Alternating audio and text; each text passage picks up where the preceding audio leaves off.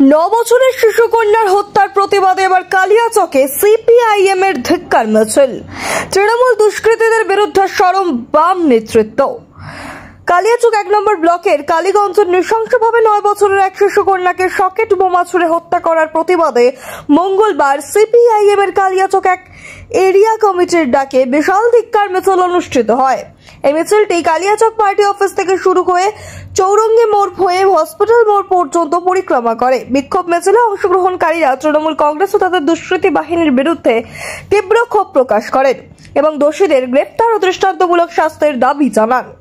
এদিনের মিছিলে উপস্থিত ছিলেন সিপিআইএম এর কালিয়াচক 1 এরিয়া কমিটির সম্পাদক কমরেড সৈয়দ হাসান ইকবাল মিয়া, জেলা কমিটির সদস্য comrade Anisur Rahman, comrade Shefali Khatun, area কমিটির সদস্য কমরেড কামাল উদ্দিন আহমেদ, ফারহান আহমেদ, সামিউল হক, লাতিফুর মমিন, রাবিউল ইসলাম, কমরেড রাকিয়া বেগম, বাদরু দোজা ও গুল মোহাম্মদ সহ বহু পার্টি সদস্য সমর্থকরা। সিপিআইএম নেতৃত্বের দাবি, এই ঘটনা প্রমাণ করে রাজ্যে আইন শৃঙ্খলা ভেঙে পড়েছে এবং সাধারণ মানুষের জীবন আজ চরম নিরাপত্তাহীন। তারা অবিলম্বে এই ঘটনার সিবিআই তদন্ত দাবি করছেন। ব্যুরো রিপোর্ট, নিউজ আন টিভি। কে জিতবে না জিতবে সেটা জনগণ ফয়সালা করে দেবে। গণতন্ত্রের এটাই নিয়ম। সর্ববৃহৎ গণতন্ত্রে মানুষের রায়কে মাথায় পেতে নেওয়ার জন্য ভারতের কমিউনিস্ট পার্টি, মার্ক্সবাদী সর্বদা প্রস্তুত থাকে। আমরা 34 বছরে বামফ্রন্টের শাসন দেখেছি। আমরা সেই মহিলারাও অসুস্থ মা বোনেরা আছে, তারা সঠিক পরিষেবাটা পাক। আমাদের গ্রামে পানীয় জল, যেখানে আর্সেনিক যুক্ত পানীয় জল ছিল, সেখানে আর্সেনিক ফ্রি, আর্সেনিক মুক্ত পানীয় জল দিতে হবে। যেখানে স্কুল ছিল না, লুটেরা বাহিনী তারা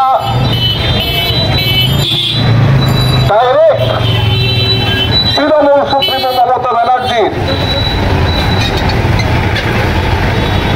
লালনে পালনে ফুলে ফেটে উঠেছে এবং গুন্ডামি করে, মস্তানি করে পশ্চিমবাংলার রাজ্যের মানুষকে ভীত সন্ত্রস্ত করে আগামী 26-এর নির্বাচন জয়লাভ করতে চাইছে।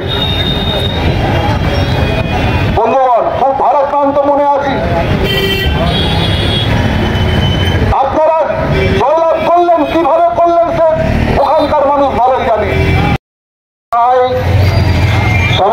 সভায় সম্মিলিত হতে হলো, তার কারণ ব্যাখ্যা করে খুব সংক্ষেপে আমি বক্তব্য রাখতে চাই। ভারতবর্ষ একটা সংসদীয় গণতন্ত্রের দেশ। পৃথিবীর মধ্যে সর্ববৃহৎ গণতান্ত্রিক দেশ হচ্ছে ভারতবর্ষ, যার অঙ্গরাজ্য প্রায় 30-এর কাছাকাছি, কেন্দ্রশাসিত অঞ্চল তো রয়েছে। এত বড় দেশ, এত 140 কোটি মানুষের দেশে গণতন্ত্র আমাদের আছে। শ্রদ্ধেয় আম্বেদকর, তিনি যে সংবিধান, আপনারা ইতিমধ্যে টিভি মিডিয়ার মধ্যে জানতে পেরেছেন গতকালকের কালীগঞ্জের উপনির্বাচনের রেজাল্ট। মধ্যপ্রাচ্যীয় দেশে ইরান আর ইসরায়েলের যুদ্ধ, সেটা ঘোষণা করার মধ্যে দিয়ে চলছে। আর আমাদের রাজ্যে তৃণমূল প্রতিদিন আমাদের বিরুদ্ধে যুদ্ধ ঘোষণা করে চলে যাচ্ছে। তারই প্রমাণ আগামীকালকে